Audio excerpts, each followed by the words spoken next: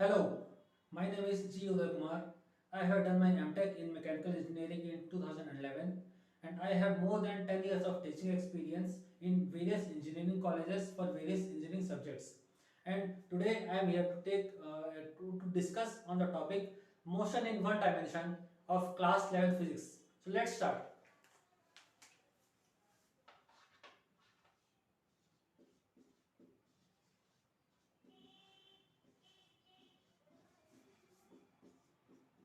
Motion in one dimension.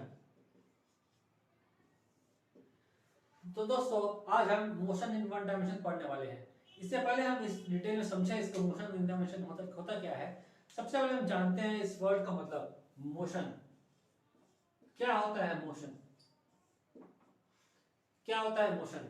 जब भी हम मोशन की बात करते हैं हमें सबसे पहले जो बात याद आती है, कोई भी रेलगाड़ी चल रही है, कोई भी ट्रेन चल रही है, कोई प्लेन जहाज चलते हुए इंसान समझ में आता है।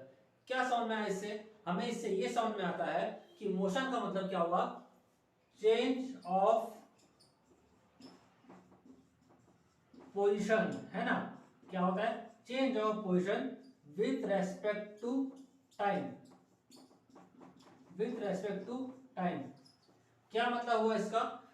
फॉर एग्जाम्पल मान लेते हैं हम अभी यहाँ भिलाई छत्तीसगढ़ में हैं एट दिस टाइम, और कुछ एक घंटे बाद मान लेते हैं हम ये पॉइंट ए है, इस कोऑर्डिनेट्स है एक्स वाई। तो हम टू डायमेंशन की बात करें, हम समझेंगे क्या होता है वन डायमेंशन टू डायमेंशन। और ये हो गया हमारा पॉइंट बी। मान लेते हैं इसका कोऑर्डिनेट x1 y1 है, इसका कोऑर्डिनेट x2 y2 है। ठीक है। एक समय पर कोई बॉडी ये इस कोऑर्डिनेट पर है, बॉडी ए है कोऑर्डिनेट ए पर, और कुछ समय बाद यही बॉडी पॉइंट बी पर पहुंच जाती है। इसे हम कहते हैं पॉइंट बी पर पहुंच गई बॉडी। तो ये हो गया change of position with respect to time, मतलब समय के साथ पोजीशन का चेंज होना ही मोशन कहलाता है। क्लियर हुआ? ठीक है, आगे बढ़ते हैं इसमें। ठीक है, अब मोशन की हमने बात की तो हम समझते हैं मोशन कितने तरह का होता है। Change of position with respect to time हो गया। हम आगे देखते हैं मोशन के टाइप्स क्या क्या होते हैं। वैसे तो कई मेन हम तीन तरह के मोशन पढ़ते हैं, motion in one dimension, motion in two dimension और मोशन इन थ्री डायमेंशन। ठीक है, क्या मतलब हुआ motion in one dimension, motion in two dimension, motion in three dimension का? सबसे पहले हमको डायमेंशन समझना होगा। और मोशन को हम जब भी बात करते हैं, हम मोशन के बारे में बात करते हैं फ्रेम्स ऑफ रेफरेंस के बारे में। हमें फ्रेम्स ऑफ रेफरेंस मालूम होना चाहिए। क्या होता है फ्रेम ऑफ रेफरेंस, आइए जानते हैं। ये फ्रेम ऑफ रेफरेंस क्या होता है?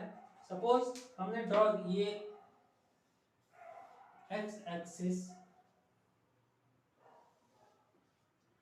ये x axis, y axis, z axis, ये हो गया हमारा एक्सिस, या हम इसे डायमेंशन भी कहते हैं।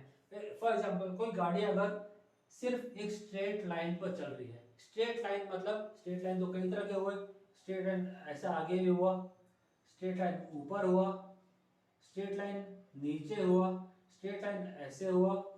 ये जो स्ट्रेट लाइन की हम बात कर रहे हैं इसे हम कहते हैं मोशन इन वन डायमेंशन। किसी एक डायमेंशन पर सीधा सीधा आगे जाना या पीछे आना, आगे जाना या पीछे आना, इसे हम कहते हैं मोशन इन वन डायमेंशन। वो चाहे एक्स एक्सिस में हो सकता है, वो फिर चाहे वाई एक्सिस में हो सकता है, ठीक है, या वो किसी भी जेड एक्सिस में हो सकता है। फॉर एग्जांपल किसी एक रेल पटरी पर ट्रेन जा रही सीधा सीधा, ठीक है, ट्रेन जो है ये एक रेल पटरी है और इस पर ट्रेन सीधा सीधा जा रही है, तो ये हो गया हमारा मोशन इन वन डायमेंशन। ये ट्रेन या तो आगे जाएगी या पीछे आएगी, या तो आगे जाएगी या पीछे आएगी, एक ही डायरेक्शन में जाना, इसे हम कहते हैं मोशन इन वन डायमेंशन। वो सीधा हो सकता है, वो ऐसा भी हो सकता है, या वो ऐसा भी हो सकता है। हमने क्या किया, फ्रेम ऑफ रेफरेंस को चेंज कर दिया, इसे हम कहते हैं मोशन इन वन डायमेंशन। अब आइए जानते हैं motion in two dimension, motion in three dimension क्या होता है। सपोज हम इंसान हैं, हम धरती पर घूमते फिरते रहते हैं। हम मतलब क्या हुआ इसका, या तो जब कोई गाड़ी,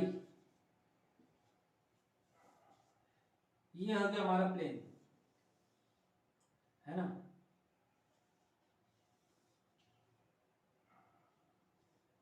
इस प्लेन पर हम क्या कर रहे हैं, हम या तो एक्स एक्सिस में ट्रैवल करेंगे या तो वाई एक्सिस में ट्रैवल करेंगे।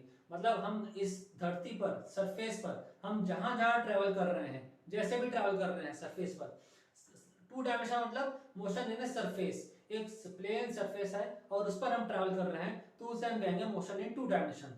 ठीक है। बेस्ट एग्जांपल क्या है, हम हमारा रोजमर्रा का आना जाना आगे पीछे, हम जहां भी सरफेस घूम रहे हैं एक सरफेस पर। ठीक है। अब आइए जानते हैं मोशन इन थ्री डायमेंशन क्या होता है। Motion in three dimension,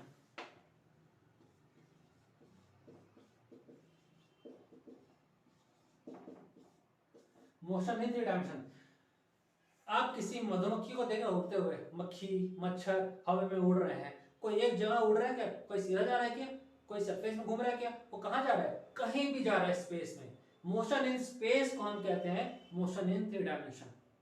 motion in space में हम कहते हैं मोशन इन थ्री डायमेंशन। वो स्पेस में कोई भी हो सकता है, प्लेन उड़ रहा है, रॉकेट उड़ रहा है, मक्खी मच्छर उड़ रहे हैं, एक थ्री डी स्पेस में किसी भी मोशन को हम कहते हैं मोशन इन थ्री डायमेंशन। ठीक है। तो ये हो गया motion in one dimension, two dimension, three dimension. अब एक बार आगे बढ़ने से पहले एक बार हम समझ लेते हैं कुछ इंपॉर्टेंट क्वांटिटीज। फॉर एग्जांपल इसे हम देखते हैं स्केलर एंड वेक्टर क्वांटिटीज।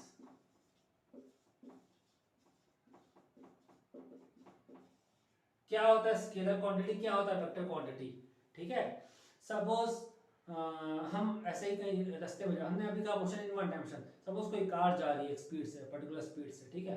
कहाँ जा रही है नहीं पता, किस तरफ जा रही है नहीं पता, हमें सिर्फ पता है मोशन सिर्फ कार जा रही है, मोशन कार जा रही है at the speed of 50 kilometre per hour, बस हमें यही पता है, इसके अलावा हमें कुछ भी नहीं पता।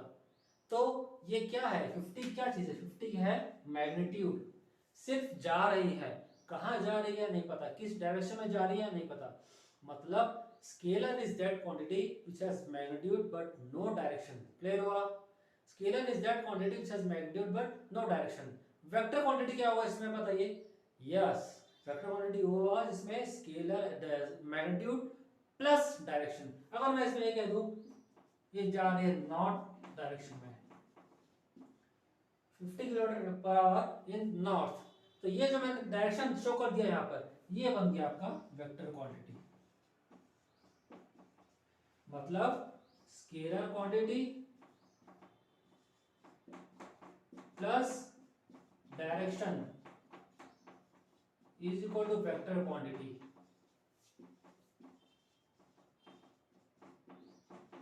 ठीक हुआ, इतना समझ में आया। अब आगे बढ़ते हैं, हमने क्या देखा।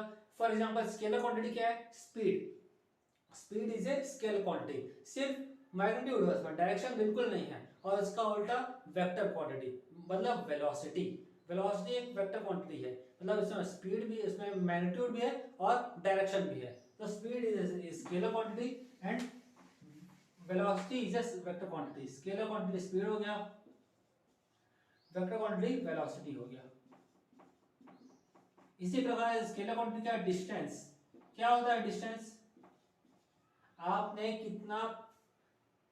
कितना मोशन ट्रैवल किया, कितना टोटल पाथ लेंथ ट्रैवल किया या डिस्टेंस ट्रैवल किया। डिस्टेंस का एक और नाम क्या है, पाथ लेंथ।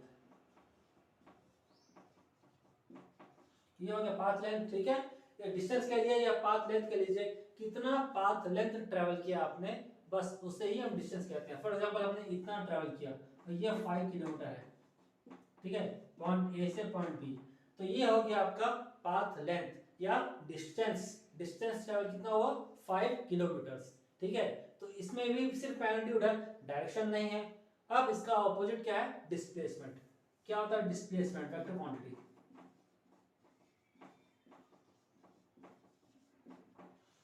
अगर हम ये मान ले कि पॉइंट, इनिशियल पॉइंट और फाइनल पॉइंट, डिस्प्लेसमेंट क्या होता है, distance between initial point and final point. यहाँ इस केस में सेम है डिस्टेंस, तो ये पॉइंट ए पॉइंट बी, यहाँ का इसका डिस्टेंस भी 5 किलोमीटर है और डिस्प्लेसमेंट भी 5 किलोमीटर है,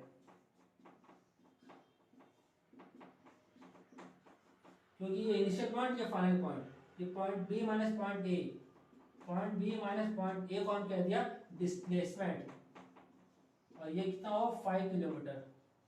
ठीक है। इस केस में दोनों सेम हो गए, पर जरूरी नहीं हमेशा सेम हो। कब अलग हो सकता है? फॉर एग्जांपल एक सर्कुलर पाथ है, ये पॉइंट ए से शुरू हुआ, गोल घूमकर एक, इसका रेडियस 5 किलोमीटर है। अब बताइए इसका डिस्टेंस तो क्या हो, डिस्टेंस कितना हुआ, कितना ट्रैवल किया इसने, पूरा 5 किलोमीटर, ठीक है। तो 2 पाई आर, और अगर सर्कमफ्रेंस की बात करें तो 10 पाई डिस्टेंस ट्रैवल किया इसने, 10 पाई किलोमीटर ट्रैवल किया। बट डिस्प्लेसमेंट क्या होगा, डिस्प्लेसमेंट होता है final point minus initial point. Final point क्या है ए, इनिशियल पॉइंट क्या है ए, तो डिस्प्लेसमेंट कितना हो गया, 0। क्लियर हुआ? डिस्टेंस और डिस्प्लेसमेंट में डिफरेंस क्लियर हुआ आपको? चलिए आगे बढ़ते हैं। तो इस प्रकार स्पीड और डिस्टेंस हो गया स्केलर क्वांटिटी, वेलोसिटी और डिस्प्लेसमेंट हो गया वेक्टर क्वांटिटी।